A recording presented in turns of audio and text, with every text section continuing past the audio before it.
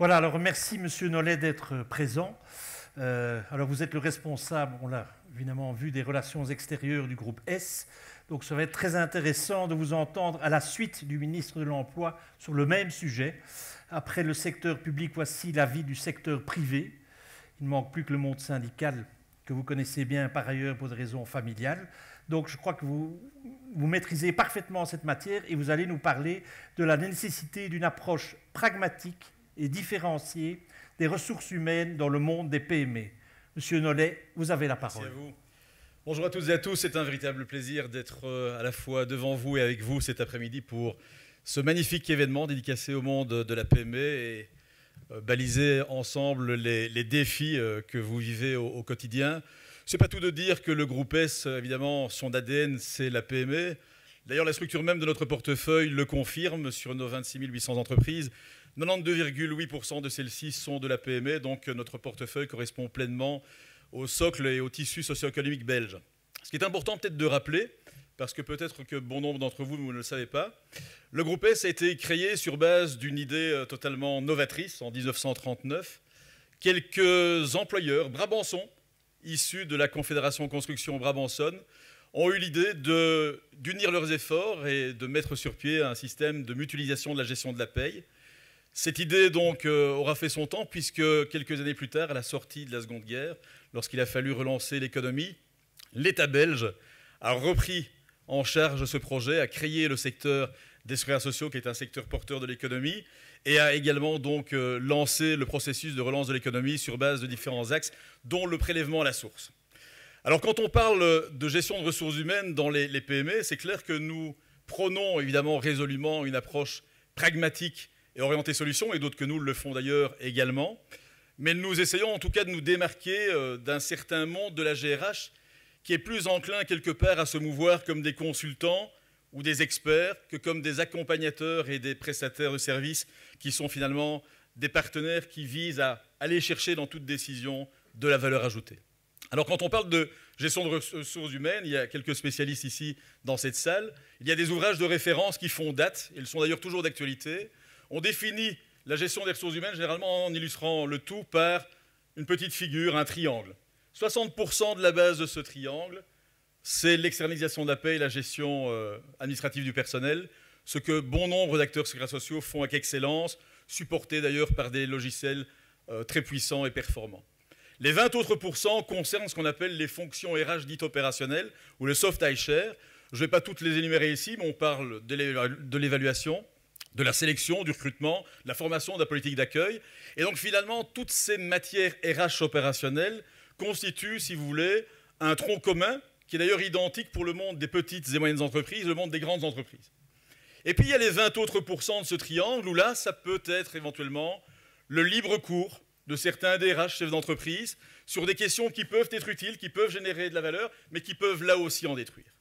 Le groupe S s'est arrêté dans son déploiement, dans son développement, à essayer, avec excellence, d'assumer les 80% de ce triangle. Et donc ce que nous essayons de faire quotidiennement, avec une qualité qui nous est reconnue, c'est de sécuriser, de pérenniser, de former et également de susciter. Alors, j'ai livré il y a quelques années avec quelques-uns de mes juristes, puisqu'au sein de mon organisation, j'ai deux fonctions. Je dirige le pôle juridique sur un plan fédéral. Et ma fonction première aujourd'hui, aux côtés de toutes nos directions régionales, c'est d'assurer le déploiement de nos activités sur la partie francophone du pays. Et quand on parle de nos activités, on parle bien évidemment du secrétariat social. Tout le monde sait ce que c'est qu'un secrétaire social. La mission première reste la gestion du payroll.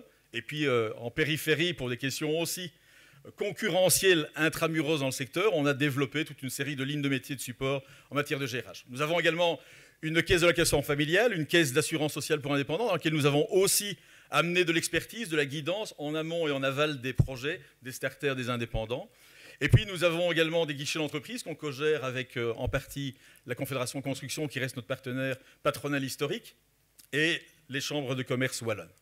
Et puis nous avons une société anonyme dans laquelle sont localisées toute une série de lignes de métiers de support. Et donc le juridique est un des deux piliers fondamentaux d'un groupe comme le nôtre. Et donc dans l'exercice qu'on s'est livré avec ces juristes, sur base de ces missions dites opérationnelles, c'est d'essayer de lister la plupart des grandes questions que pourrait se poser un chef d'entreprise PME, voire un directeur des ressources humaines, quand la PME a le luxe de pouvoir se financer un DRH, et sur base de ces questions listées, d'apporter une réponse qui soit la plus pragmatique possible et qui soit donc opérante, efficiente et qui génère la valeur. Et on s'est aperçu que sur ces fonctions opérationnelles classiques, à 90% dans l'application de ces matières, intervient d'une manière directe ou indirecte l'intervention d'un cadre légal quel qu'il soit. Ça peut être une disposition interprofessionnelle, sectorielle, une disposition d'entreprise. Donc, le juridique reste quand même un élément essentiel. Et donc, pour valablement protéger les projets, sécuriser les projets de nos clients, nous avons mis en place, inspiré d'ailleurs par le courant de pensée qu'avaient initié nos aînés il y a 80 ans, un système tout à fait unique de protection, puisqu'on a mis en place une police d'assurance en 2 volets, ce qu'on appelle l'assistance socio-juridique défense en justice, à laquelle a souscrit d'ailleurs sur les 26 800 entreprises plus de 72 de nos clients. Nous assurons donc une mission de première et deuxième ligne sur le plan juridique. Nous pouvons intervenir auprès de nos clients quand ils sont en difficulté dans leur relation de travail, qu'un salarié avec une organisation syndicale, donc quand il y a un risque qu'à un moment donné on est en justice contre eux. On va donc assurer ce qu'on appelle le précontentieux, travailler de concert avec l'avocat du choix de notre client, ce qui génère une économie d'échelle substantielle. Et puis, si à un moment donné, on doit être en justice, il y a ce volet de défense en justice qui couvre amplement l'employeur. Donc ça, c'est le premier volet. Deuxième volet, si on parle encore de sécuriser les projets, on est dans un pays, qu'on le veuille ou pas, où dès le moment où on veut décréter un plan d'ensemble sur un plan collectif, on se doit d'en passer par la conclusion d'une convention collective de travail. Et merci de rappeler que je suis le fils d'eux, donc je n'ai pas honte de ce lien de parenté, encore moins honte de mon passé ancien et historique, puisque j'ai été moi-même en fait le dirigeant de la plus grande centrale syndicale belge, le ZKBBTK. Encore une fois, je n'ai pas honte de ce passé, et il a été fort utile dans le développement de toute une série de nouvelles lignes de métiers que nous avons lancées au groupe S, que ce soit en matière d'audit social, management social, tout ce qui est formation décentralisant l'entreprise. Ce que nous avons trouvé utile il y a 15 ans, quand je suis arrivé et que je suis passé de l'autre côté, c'est-à-dire du côté patronal, c'est de pouvoir outiller le plus possible et le plus valablement possible nos clients dans cette gestion parfois très délicate de l'introduction du fait syndical ou de la gestion de la guidance, de la mise en place des organes de concertation. Et entre vous et moi, c'est d'actualité. Vous le savez, dans quelques semaines, vous serez probablement exposé ou tout au moins soumis à la mise en place d'une procédure en matière d'élection sociale. Donc nous conseillons notamment nos employeurs, au-delà des questions juridiques, sur toutes les questions tactiques et stratégiques. Notre bonne connaissance des syndicats a fait que nous avons pu imposer notre présence au sein même des négociations d'entreprise, à la table des négociations. C'est ce qui fait d'ailleurs notre valeur ajoutée par rapport à d'autres concurrents. Nous avons donc été acceptés du monde assez fermé de la concertation sociale belge, puisque jamais nous n'avons été décriés par la moindre fédération patronale qui aurait pu voir en nous, dans notre positionnement, un concurrent direct, ni même d'ailleurs par les organisations syndicales. Donc nous avons tendance à considérer que dans les 900 dossiers d'entreprise qu'on a pilotés jusqu'ici, nous amenons une dimension nouvelle et notamment, nous arrivons aussi à sécuriser les relations et les rapports humains au sein de l'entreprise, en amenant notamment de la paix sociale, qui est un enjeu majeur, qui est de plus en plus sensible et de moins en moins rencontré. Et puis, j'ai apprécié évidemment ce qui était mis en avant par Monsieur le ministre, parce que dès le moment où je peux saisir ce type d'opportunité de tribune, j'essaye de faire comprendre aux politiques au sens large l'importance de mieux considérer le positionnement actuel des secrétariats sociaux, et je mets tout le monde à la même enseigne. Dans notre évolution, nous sommes venus des courroies de transmission, des espèces de go-between entre le monde académique, le monde de la formation. Nous avons comme client par exemple Forem, IFA-PME, Bruxelles Formation. Donc nous sommes acteurs directs également de plans de reconversion sur le plan purement professionnel, ce qui donc nous dote également d'une dimension nouvelle, d'une dimension sociétale. Et la formation pour nous est le maître mot, et c'est là où je disais dans mon introduction qu'on se démarque allègrement du monde de la consultance. Jamais dans notre positionnement nous allons nous inviter dans les entreprises avec comme volonté première de nous immiscer au pouvoir en place. L'idée n'est pas de se substituer au pouvoir en place, de remplacer le DRH, de remplacer le chef d'entreprise et de se rendre indispensable afin évidemment d'aller enrichir notre caisse à travers des émoluments. C'est une différence quand même manifeste que je souhaitais souligner. Et dans la question de la formation, évidemment, nous couvrons des matières très larges, mais nous n'allons pas nous inviter, si vous voulez, sur des matières qui sont en périphérie et qui sont là, quelque part, des matières qui doivent résolument être traitées par les spécialistes, mais nous couvrons les questions managériales, les questions de gestion, les questions relationnelles, les questions liées évidemment aux relations collectives, toute la question donc de tout ce qui est socio-juridique ou fiscal. Et puis, nous sommes évidemment aussi des accompagnateurs de changement, puisque je rappelle qu'un grand groupe comme le nôtre repose sur deux piliers fondamentaux que sont le juridique, ça vous l'aurez compris, mais aussi le technologique. Le premier métier, la paye, j'entends ce qui a fait la démonstration de l'utilité de l'externalisation, c'était évidemment cette logique de mutualisation, cette prise de responsabilité en lieu et place de l'employeur, mais aussi sur base d'un moteur de paye qui allait amener de la rationalité. Et nous sommes dans un secteur quand même technologique où aujourd'hui, dans notre environnement, il y a deux types d'acteurs. Il y a des acteurs qui ont à regretter des décisions technologiques qu'ils ont eu à prendre il y a quelques années et qui se retrouvent dans sérieuses difficultés et qui, pour se sortir de ces difficultés, auraient tendance, dans cette logique de transition numérique, à robotiser à l'extrême, se recentrer donc clairement sur ce premier métier en délaissant quelque peu la notion de service. Vous aurez compris que ce n'est pas du tout notre positionnement. Nous avons pour nous une maîtrise complète de nos outils. Et nous avons donc toujours, dans notre stratégie, souhaité étendre et déployer des lignes de service où l'humain intervient avec son ou ses degrés d'expertise. Et puis, nous avons surtout aussi, ces dernières années, mis en place un multiservice très étendu qui sert l'éclosion des projets dès le moment où on est starter.